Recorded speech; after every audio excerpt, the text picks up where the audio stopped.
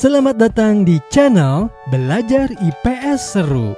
Sekarang kita akan membahas materi tentang kegiatan ekonomi. Bahwa manusia adalah makhluk ekonomi. Itu artinya setiap manusia pasti memiliki kebutuhan dan akan selalu memikirkan upaya untuk memenuhi kebutuhannya.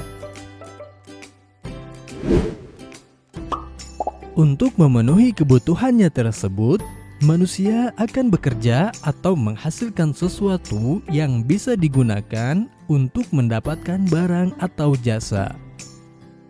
Proses tersebut dapat dikatakan sebagai kegiatan ekonomi.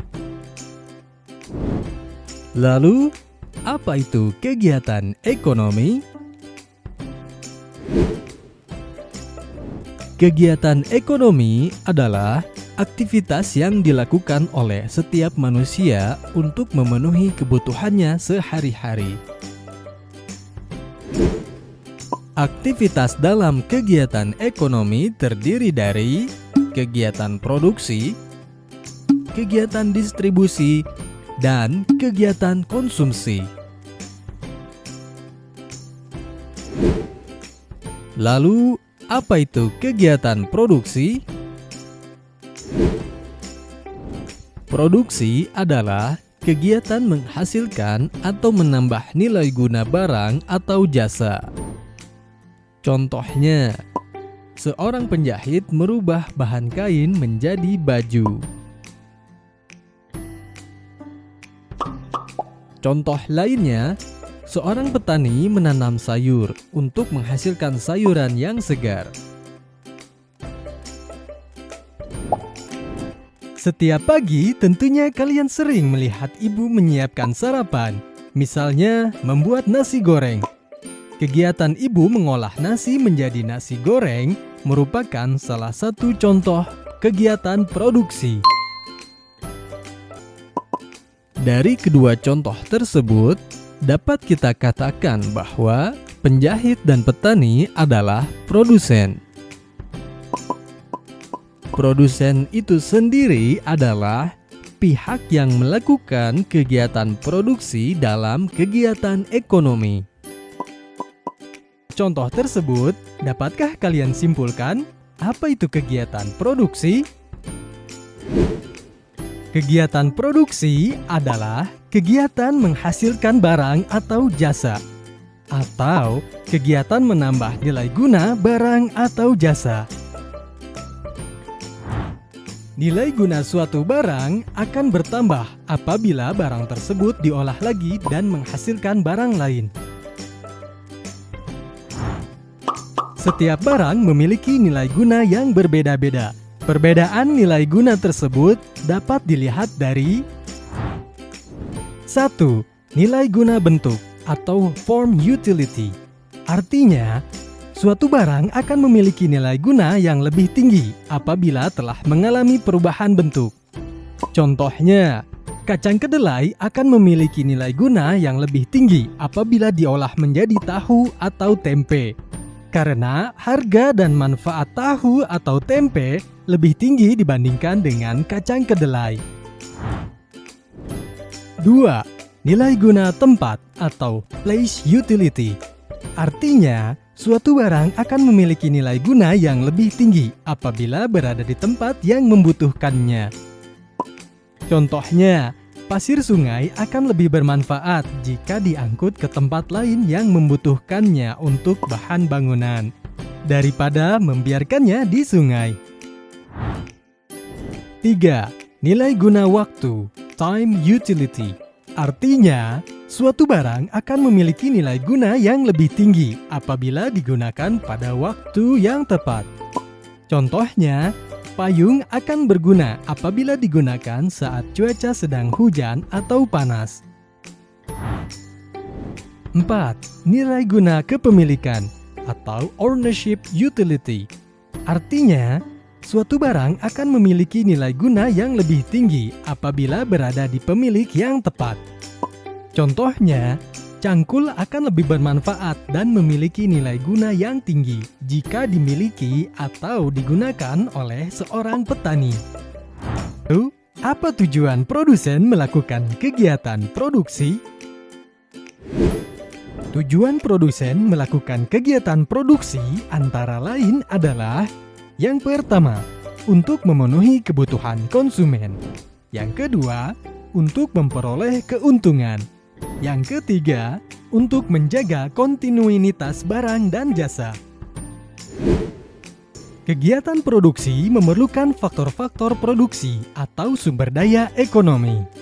Faktor produksi terdiri dari faktor produksi asli, yaitu faktor alam dan faktor tenaga kerja, dan faktor produksi turunan, yaitu faktor modal dan faktor kewirausahaan. Mari kita bahas satu persatu. Yang pertama, faktor produksi alam, yaitu faktor produksi yang disediakan oleh alam sebagai bahan mentah atau bahan baku produksi. Contohnya seperti tanah. Manusia dapat menggunakannya untuk lahan pertanian, pabrik, perkebunan, peternakan, tempat usaha, dan lain sebagainya. Hutan, yang dapat menghasilkan bahan mentah berupa kayu. Barang-barang tambang, seperti emas, biji besi, minyak bumi, dan gas alam. Air dapat digunakan untuk pengairan atau pembangkit listrik. Yang kedua, faktor produksi tenaga kerja, yaitu sumber daya manusia yang dapat digunakan kemampuannya untuk proses produksi. Tenaga kerja terbagi menjadi tenaga kerja terdidik atau skilled labor, merupakan tenaga kerja yang menempuh pendidikan formal, contohnya dokter, guru, polisi, dan tentara.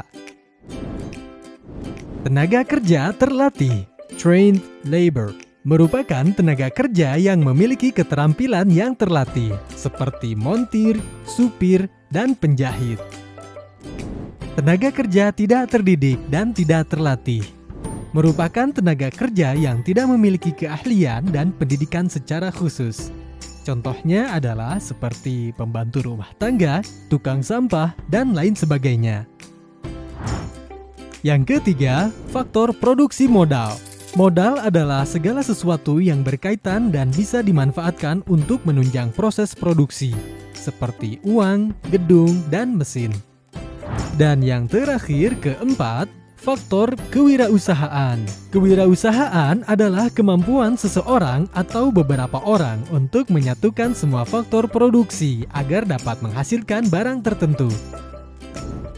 Faktor produksi ini merupakan kemampuan menjalankan suatu perusahaan, sehingga perusahaan tersebut dapat berjalan secara efisien dan menguntungkan.